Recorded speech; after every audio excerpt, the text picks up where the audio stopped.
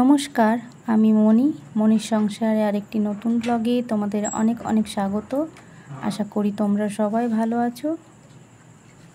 সকালে ঘুম থেকে উঠে হাত মুখ ধুয়ে যে কাজটা আমি সবার প্রথমে করি সেটা হচ্ছে এইটা।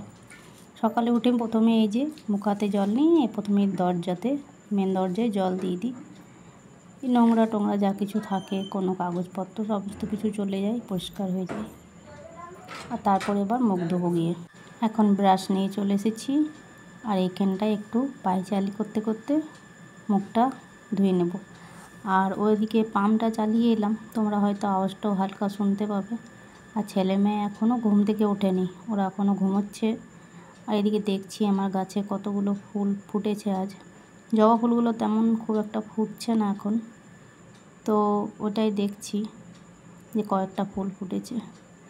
আর এখানে দেখো, সেদিন তোমাদেরকে দেখিয়েছিলাম না জাম গাছটা, তো ওর বাবা আবার জাম গাছগুলো সব এখানটাতে টবটাতে লাগিয়ে দিয়েছে। টবে এখন জাম ধরবে আর আমরা খাবো। আর আমি তোমাদেরকে ভাবি একটা কথা বলবো কিন্তু বলা হয় না। সেটা হচ্ছে, আমার না যত না ভিডিও করতে অসুবিধা হয়, তত অসুবিধা হয় ভয়েস বলতে। মানে এত আমার বাড়িতে চিৎকার করে সবাই যে কোনো জায়গাতে আমি ভয়েসটা ঠিকঠাক করে বলতে পারি না। আর মধ্যেখানে অনেক রকম আওয়াজ তোমরা হয়তো পাবে, তো এটাই আর কি। তো চলো এখন এই যে চাটা বসিয়ে দিচ্ছি, আর ওদিকে ছেলে মেয়েকে একবার ডাক দিয়ে এলাম। তো মেয়েকে নিয়ে যাব এখন আজকে স্কুল। আজ তো 15ই আগস্ট, তোমরা সবাই জানো। তো আজ তো স্কুলে ক্লাস হবে না, ওই কি প্রোগ্রাম আছে যেটুকু সেটাই হবে। তো আমাকে নিয়ে যেতে হবে মেয়েকে স্কুল। ওর বাবার আসতে একটু লেট হলো, তার জন্য আমি এখন স্কুলে যাব। তো চলে এসেছি স্কুলে, আর এটা হচ্ছে স্কুলের হেডমিস। এই স্কুলটা হচ্ছে আমাদের জাতীয় পতাকা। মাতাকে আমরা প্রণাম করে আমরা এই পতাকা উত্তোলন করব, বুঝেছো? সবাই দাঁড়িয়ে কিন্তু জনগণ মন করব, সবাই দাঁড়িয়ে একসঙ্গে আমরা জনগণ মন করব। টিচারটা চলে এসে দিয়ে না না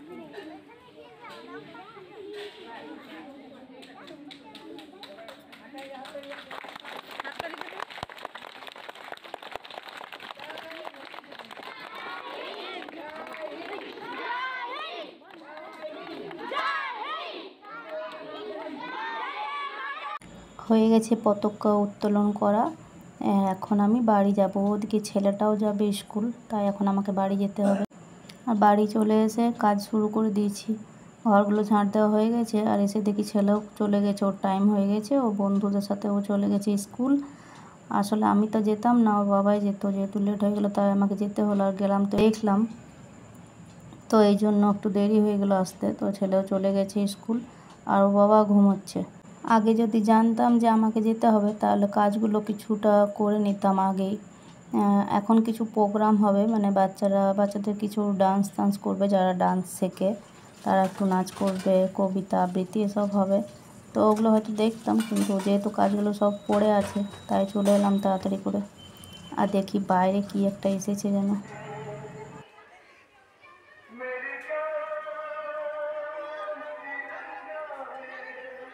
ও এদিকে একটা স্কুল আছে আর একটা, তো সেখান থেকেই মানে ওদের স্কুল থেকে সবাই বেরিয়েছে আর কি।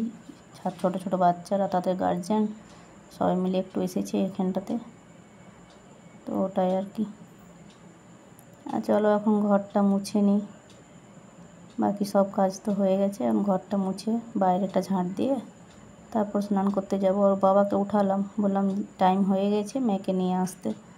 তো আরও আমি কত যাব, আবার আমাকে ড্রেস ছাড়তে হবে, আবার হেঁটে হেঁটে যাব। তো বাবাকে উঠালাম, বললাম যাও গিয়ে নিয়ে এসো একটু। তো গেল, এখন আনতে চলেও এসেছে বোধহয়। কি এলো?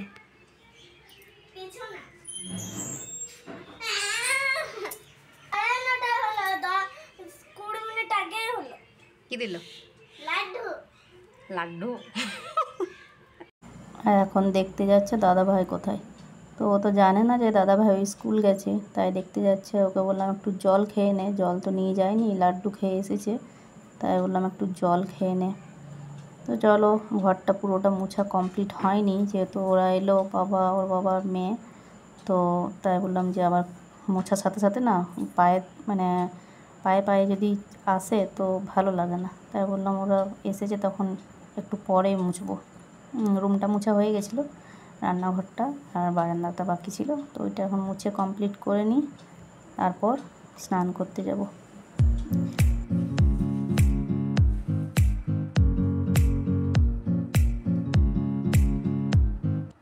তো এখন স্নান করে এসে আগে যে কাজটা করব সেটা হচ্ছে যে জলগুলো, কলের জলটা স্নান করতে যাওয়ার আগেই চলে এসেছিলো। তো মেয়েকে বলেছিলাম যে বোতলগুলো কয়েকটা তাকে ভরে রেখে দে, কিন্তু ভরে রাখেনি। আর বালতিগুলো, ভাতের হাঁড়ি, এসবগুলো যে ফাঁকা আছে ওগুলো সব আমি সব ভরে নিচ্ছি। তো এটা এখন তাড়াতাড়ি না করলে না কলটা এখনই যাবে আবার বন্ধ হয়ে। আর আজকে সকালে জলটা এসেছিলো কিন্তু সকালে আজকে হয়নি, ওইদিকে মেয়েকে নিয়ে গেলাম তো, তাই আজকে ভরা হয়নি সকালেরটা। তো এই যে এখন ভরে নিচ্ছি একটা একটা করে। আর এখানে বাবাকে কী যেন একটা বলছিলাম, জলগুলো সব ভরে তারপর পুজো করবো, আজ তো বৃহস্পতিবার। তো মেয়েকে তো বলেছিলাম বোতলগুলো ভরতে, ও তো ভরেনি, তো তাই এখন আমাকেই ভরতে হবে। ঘরে যে জলটা আছে বালতিতে রাখি, সেই জল দিয়ে এখন বোতলগুলো ভরে নিই। ঠাকুর পুজো করে পেট পুজো করে এখন এই যে বোতলগুলো ভরতে হচ্ছে আমাকে। মেয়েকে বললাম কত করে যে বোতলগুলো ভরে দিতে, কিন্তু কিছুতেই ভরবে না। তো বদমাস না, যত বড় হচ্ছে তত বদমাস হচ্ছে।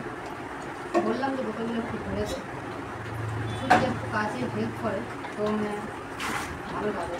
এখন এই যে বালতিতে জল ছিল ওটা দিয়ে ভরছি, বোতলগুলো না ভরলে তো হবে না। সবার বোতল জলে খাই, আর ফ্রিজে রেখে দিতে হবে না, গরম তো দিচ্ছে ভালো না, ফ্রিজে রাখলে না। আর গরমও খুব ভালোই দিচ্ছে, তো তাই এইখানটাতেই বসলাম ফ্যানের তলায় বসে, বললাম সব বোতলগুলো ভরে নিই আর তারপর বোতলগুলো সব ফ্রিজে ভরে দেবো।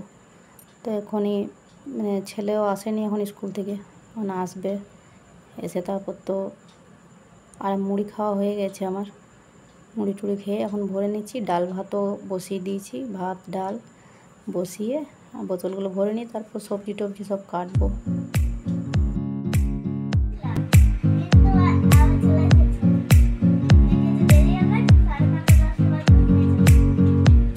আর ছেলে এখন স্কুল থেকে এলো, রোদে পুরো ঘেমে গেছে, সাইকেল চালিয়ে এসছে তো, আর এসেই জল তেষ্টা পেয়ে গেছে।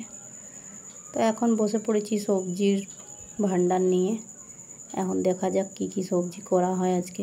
তো সকালবেলায় বরমশাই নিয়ে এসেছে ভেন্ডি, বলছে অনেক দিন হলো ভেন্ডি ভাজা খায়নি, ও ভেন্ডি আলু ভাজা করে দেবে।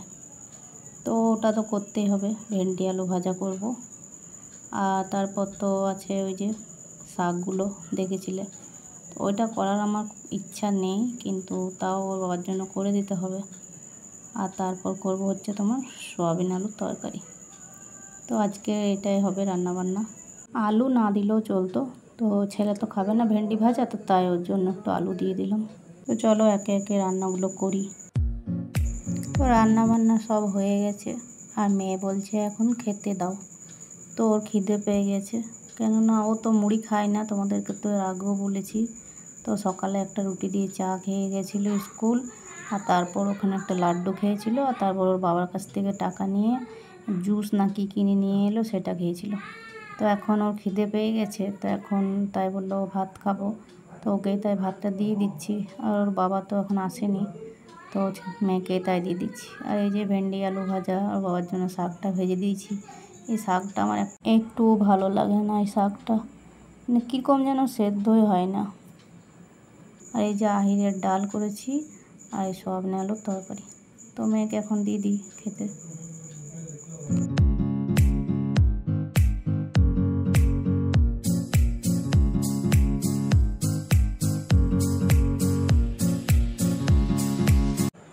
তো গ্যাসটা মুছতে বাকি ছিল, তো এখন গ্যাসটা মুছে নিচ্ছি। ও বাবা গেল স্নান করতে, ও বাবা যাকে আসবে স্নান টান করে তাকে আমার সমস্ত কাজ করে একটু বসবো তাকে। তো এই যে গ্যাসটা মোছা হয়ে গেছে, আর এখানে কয়েকটা বাসনগুলো আছে যেগুলো রান্না করার পর হয়, কুকার, গ্যাসের স্ট্যান্ডগুলো, সেগুলো সব আছে, সেগুলো ধুয়ে নেব। আর এখন আমরা তিনজনে খেতে বসেছি।